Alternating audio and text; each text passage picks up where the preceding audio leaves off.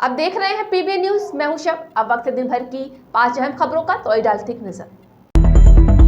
कुछ समय पहले ही श्रीधा मर्डर केस सामने आया था, जिसमें हत्यारे आफताब ने उसके 36 टुकड़े किए थे।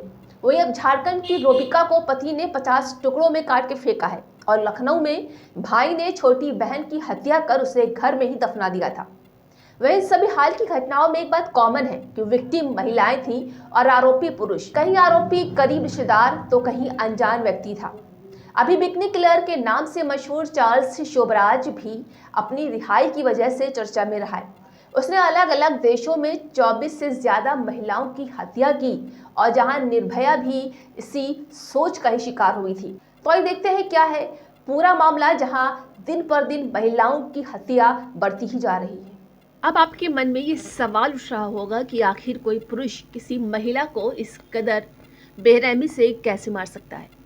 महिला से जान छुड़ाना या सिर्फ फैटेंसी के लिए किसी महिला को मार देना क्या सही है? पुरुषों की सोच के लिए अंग्रेजी में शब्द है कि फेमिसाइड। फेमिसाइड का सीधा सा मतलब है महिलाओं की उनके जेंडर की वजह से हत्या। इन दिनों लैटिन अमेरिकी देश मेक्सिको में भी ये शब्द काफ़ी चर्चा में है।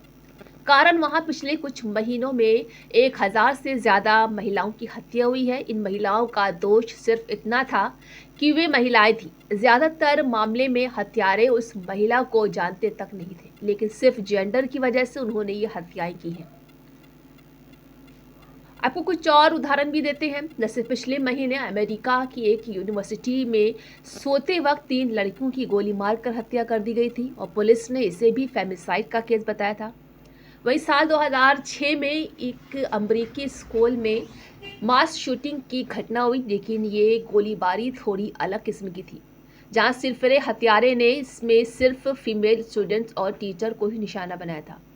वह 1979 में कनाडा के एक इंजीनियरिंग कॉलेज में फेमिसाइड की सबसे चर्चित घटना हुई, जहां मॉन्ट्रियल नरसंहार के नाम से चर्चित इस घटना में खुद को एंटी फेमिनिस्ट कहने वाले एक लड़के ने गोली मारकर कॉलेज की 14 लड़कियों की हत्या कर दी और 10 लड़कियां गंभीर रूप से जख्मी हो गई थी। आपको बता दें कि ऐसे मामलों में महिला की हत्या उसका मौजूदा या एक्स पार्टनर करता है, जहां WHO के एक आंकड़े के मुताबिक दुनिया भर में महिलाओं की जितनी हत्याएं होती हैं, उनमें से 35% हत्याएं एंटीमेंट पार्टनर यानी बॉयफ्रेंड, पति या एक्स करते हैं। ऐसे उदाहरण एसिड फेंक कर या चाकू गोली मार कर गर्लफ्रेंड या एक्स गर्लफ्रेंड की जान ले लेते हैं। कांग्रेस की भारत जोड़ो यात्रा का बुधवार को दूसरा दिन है। ये यात्रा बागपत में चल रही है। यहाँ सिसाना के पास राहुल ने अग्निवीर भर्ती प्रक्रिया से जुड़े 5 युवाओं से करीब 25 मिनट बातचीत की। इसमें एक युवा देवीलाल चौधरी भी शामिल हुए। आपको बता दें कि देवीलाल के मुताबिक उन्होंने राहुल गांधी को बताया है कि अग्निवीर भर्ती में उनका सिलेक्शन हो चुका था, लेकिन बाद में रद्द किया गया है। उन्होंने कहा है कि ऐसे कई हजार युवा हैं जिनका सिलेक्शन होने के बावजूद सेना में भर्ती नहीं हो पाए। वहीं राहुल गांधी ने आश्वासन दिया है कि अगर कांग्रेस सत्ता में आती है तो अग्निवीर भर्ती प्रक्रिया रद्द करके सेना भर्ती की पुरानी प्रक्रिया बहाल करेंगे। आपको बता दें कि राहुल की भारत जोड़ो यात्रा का कैराना में ही बुधवार को नाइट स्टे का कार्यक्रम था। हालांकि वहां इतनी बड़ी जगह नहीं मिल पाई जहां सभी 60 कंटेनर और 10,000 कार्यकर्ताओं के रुकने का इंतजाम हो सके। इसके बाद कैराना से पहले ही एलम में नाइट स्टे का कार्यक्रम रखा गया। मध्य प्रदेश में एक जिला ऐसा भी है जहां दिल्ली से 3 गुना ज्यादा प्रदूषण है। प्रदूषण इस कदर है कि यहाँ के लोग 40 की उम्र में ही बूढ़े होने लगे हैं। यहाँ हवा पानी के साथ मछलियां भी जहरीली हो गई हैं। इस जिला है सिगरौली। जी हाँ, यहाँ के चिलकटार गांव में नंदलाल 40 की उम्र में ही बूढ़े हो गए। हाँ, आपको बता दें कि वो 15 की उम्र तक समान ही थे। इसके बाद हड्डियां गलनी शुरू हो गई, कमर झुक गई और अब वे खुद से सड़क तक नहीं सकते। जहाँ 18 साल की बेटी, छोटा भाई और उसके बच्चे की स्थिति भी ऐसी ही है। बताते चले कि नंदलाल की ये हालत हुई है कि प्रदूषण से जन्मी बीमारियों से।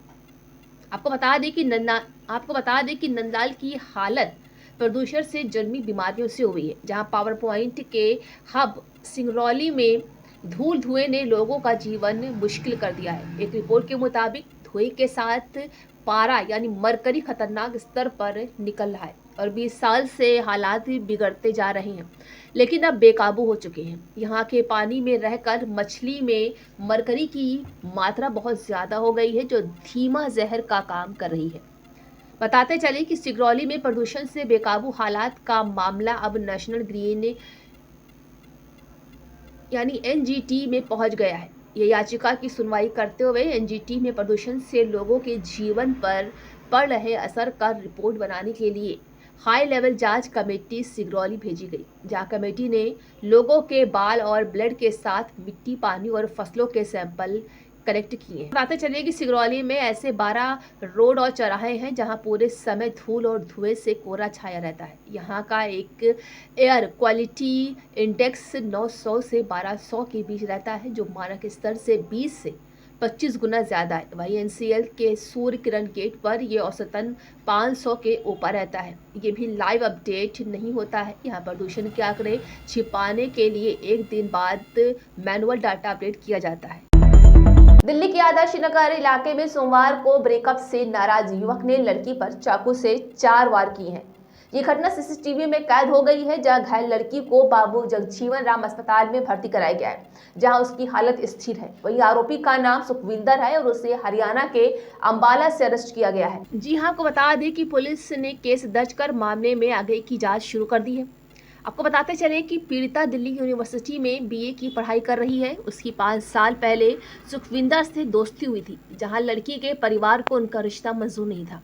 इसलिए लड़की ने खुद को दूर करना शुरू कर दिया और सुखविंदर से ये बात सहन नहीं हुई। उसने सोमवार को लड़की से मिलने के लिए बुलाया। वो जानना चाहता था कि आखिर लड़की ने ब्रेकअप क्यों किया। वही लड़की उससे घर के पास वाली गली में मिलने आई, जिसके बाद लड़के ने उस पर चाकू से कई बार हमला कर दिया। घटना का सीसीटीवी फुटेज सामने आया है, जहां हमले के बाद आरोपी मौके से फरार हो गया। जहां टेक्निकल सर्विलांस से पता चला है कि आरोपी दिल्ली से भागकर अंबाला में छिप गया है और पुलिस टीम अंबाला पहुंची और उसे अरेस्ट कर लिया। समाजवादी पार्टी के नेता आजम खान को सुप्रीम कोर्ट से झटका लगा है।